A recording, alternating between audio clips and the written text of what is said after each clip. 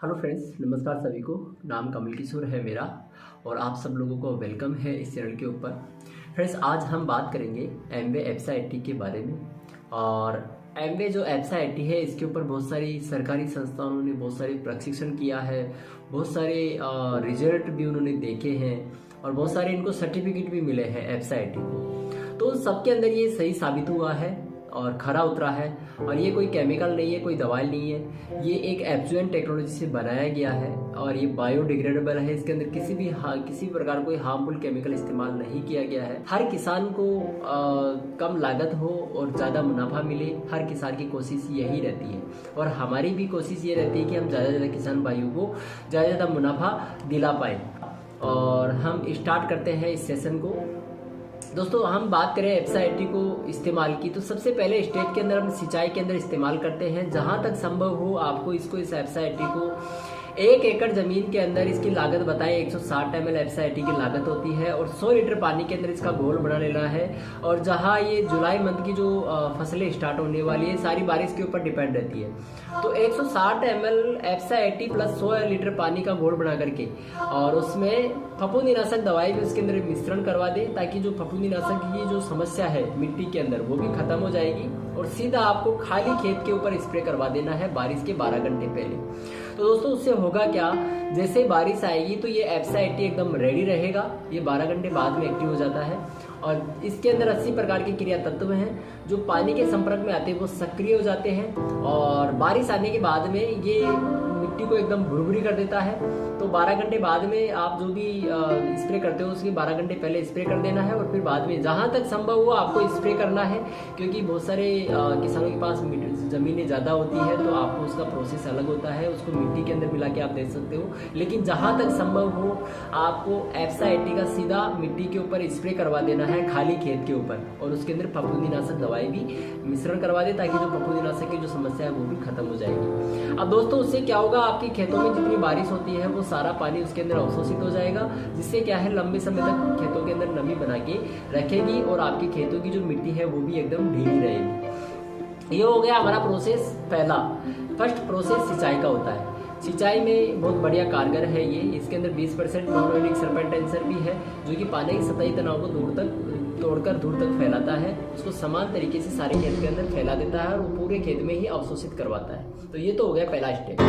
Next step के अंदर हम चलते हैं, जहाँ पे हम देखते हैं तो बीज उपचार करते हैं बहुत सारे किसान। तो बीज ट्रीटमेंट के अंदर करना क्या है हमारे को, बीज ट्रीटमेंट में प्रति केजी के अंदर 1 ml से 2 ml एप्सा आईटी ऐड करना है और बीज के अंदर आप जितनी भी जो दवाइयाँ जो भी आप डालते हो वो सारी डालना है, बाकी का प्रोसेस सारा रखना है। और इसको 4 घंटे पहले इसके अंदर मिला करके इसको सुखा लेना है। जो भी आप दवाई डालते हो साथ में बीज और एप्सा आईटी प्रति केजी में प्रति ml एप्सा आईटी मिला करके और इसको मिश्रण करके अच्छी तरीके से सुखा ले। और सुखाने के बाद में आप जैसे सीडर से उड़ाई करवाते हो, बुआई करवाते हो या फिर आप जैसे भी बीजा को करवाते हो वो आप प्रोसेस कर सकते हो। अब दोस्तों, बीज ट्रीटमेंट करने से हमारे को फायदा क्या होगा, बीज ट्रीटमेंट करने से जितने बीज है आपने 99% बीज का जर्मिनेशन अच्छा होएगा। दोस्तों, शुरुआती स्टेप से हम एप्सा आईटी को इस्तेमाल करते हैं तो हमारे को रिजल्ट अच्छा मिलता है। तो 1000 रुपये किलो जब तक का बीज आता है तो आप वो सारा बीज लेके आते हो तो जितना बीज आप डालोगे 99% बीजों का जर्मिनेशन हो जाएगा। तो ये हो गया हमारा बीज ट्रीटमेंट करने का फायदा, क्योंकि बीज के अंदर ये नमी डाल देता है। जैसे हम मिट्टी के अंदर डालेंगे 12 घंटे मतलब 4 घंटे पहले उसको सुखा लेते हैं, फिर मिट्टी के अंदर जाएगा तो वो जर्मिनेशन फटाफट हो जाएगा। हमने देखे हैं जैसे जीरा की जो फसल के अंदर लोगों के 20-20 दिन लग जाते हैं जर्मिनेशन होने का, 15 से 20 दिन का टाइम होता है। लेकिन हमारे यहाँ पे हमने एप्सा आईटी जहाँ दिलवाया था बीज ट्रीटमेंट में, वहाँ पे 8 या 10 दिन के अंदर वो जो जीरे की जो खेती का जो बीज है जर्मिनेशन है जो है वो फसल जल्दी उग गई थी। तो दोस्तों, ये हो गया बीज ट्रीटमेंट करने की। नेक्स्ट स्टेप क्या होता है, जैसे फसल बड़ी होने लगती है, थोड़ी थोड़ी फसल मिट्टी से धरती से बाहर निकलने लगती है, तो उसको क्या है पानी की भी आवश्यकता होती है और ये जो फसल है टोटल बारिश के ऊपर डिपेंड रहती है। तो जैसे दोस्तों 1 महीने बाद का मैं स्टेप बताऊं, जर्मिनेशन होने के बाद में फसल बड़ी होती है, 1 फीट की हो जाती है, तो बारिश होने के 12 घंटे पहले आपको करना क्या है, या तो रासायनिक इस्तेमाल करते हो तो रासायनिक में, अगर रासायनिक इस्तेमाल नहीं करते हो तो आप मिट्टी के अंदर इसका चूरमा बना ले। 160 ml एफसाइटी प्लस पानी मिला करके मिट्टी जितनी इतनी ले लो कि 1 एकड़ के अंदर वो फैल जाए। और उसमें करना क्या है, अच्छी तरह चूरमा बना करके खेत के चारों कोने में और बीच में उस जो मिट्टी है एफसाइटी वाली उसको डाल दे, ऐसे कुंडा बना दे।